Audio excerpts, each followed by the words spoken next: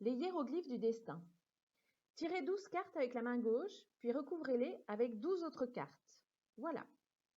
C'est sur un petit tapis orné du signe des constellations du zodiaque ou de hiéroglyphes kabbalistiques que je voyais mon existence future se dérouler devant moi. Étaient-ce mes vœux et mes espérances qui se cristallisaient sous la main habile du cartomancier, ou celui-ci puisait-il à une source inconnue ses lumières sur le secret impénétrable de la destinée? Il y a ainsi deux chemins du souvenir, la vie réelle, comme un long ruban décoloré, dont les épisodes peu à peu se mêlent et s'effacent, et cette autre vie annoncée, dessinée comme un canevas irréel sur lequel j'aurais brodé mes passions et mes souffrances.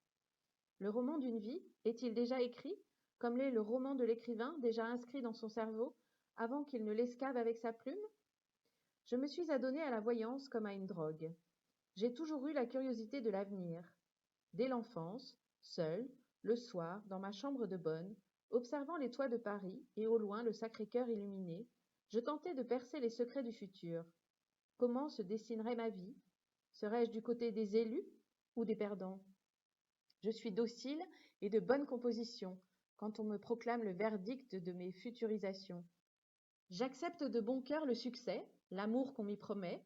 Je ne regimbe pas à l'annonce d'un mauvais passage des astres, d'un échec ou d'une année difficile. Je les accepte avec le même fatalisme que les intempéries prévues par la météo.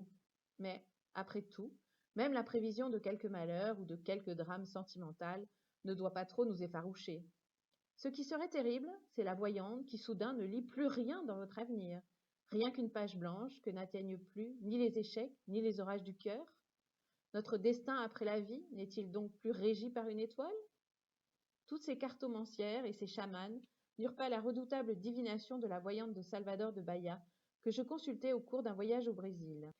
Adepte du candomblé, cette matrone métisse, enroulée dans un immense boubou multicolore, couverte d'amulettes et entourée de gris-gris, recevait, assise en tailleur, sur le sable, dans une hutte en bambou. Elle lisait l'avenir dans les coquillages qu'elle jetait sur le sol et qu'elle observait dans une sorte de transe médiumnique. La sibylle lança ses coquillages et laissa tomber cet oracle, très peu énigmatique, qui ne cessa de me troubler. Je vous vois entouré de 40 perroquets verts. J'avais contracté ce vice bien des années auparavant auprès de madame Sirakian, une vieille arménienne, cérémonieuse, qui officiait dans un appartement près du boulevard de Courcelles. Ayant elle-même traversé beaucoup de malheurs, notamment celui de l'exil, elle vous regardait en souriant et s'appliquait à faire sourire l'avenir.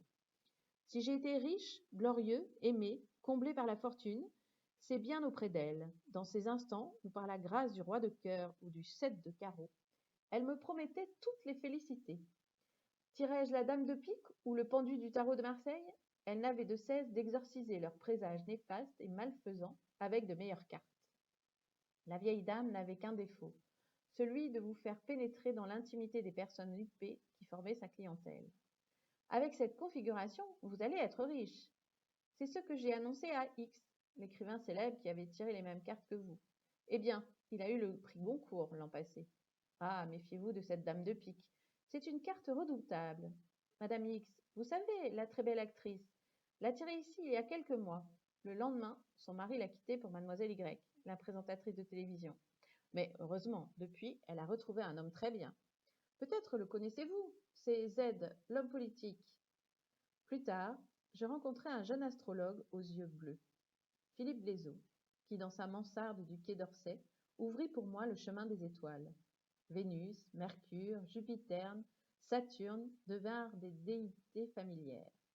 Devant mon thème astral hérissé de flèches rouges et bleues, il m'aidait à apprivoiser l'avenir. Pour moi, il déchiffrait le message des astres. Il était mon intermédiaire avec mon devenir. Savait-il, lui qui lisait si bien l'avenir des autres, qu'il lui restait peu de temps à vivre? J'allais le visiter dans les basses eaux de l'existence quand je sentais un lourd couvercle de spleen peser sur moi. J'avais l'impression de stagner. La vie n'avançait pas, les portes semblaient fermées. Il fixait sur moi son beau regard bleu et me regardait de son air doux d'épagnole triste. Les choses vont s'arranger. Je vois bien qu'en ce moment, la vie n'est pas facile, surtout côté cœur. C'est normal, votre signe est en exil de Vénus. En exil de Vénus? Oui, mais c'est une configuration qui s'arrangera. Prenez patience. Je vois une femme dans votre vie, mais elle est mariée. Cette situation ne vous rend pas heureux. Il scrutait attentivement mon thème. Puis, de sa voix douce, il ajouta: Mais vous allez faire des rencontres. Je vois une jeune fille. Il hocha la tête. Je ne crois pas que ce soit la bonne, car j'en vois une autre quelques mois plus tard. Ne vous en faites pas. Tout s'arrangera.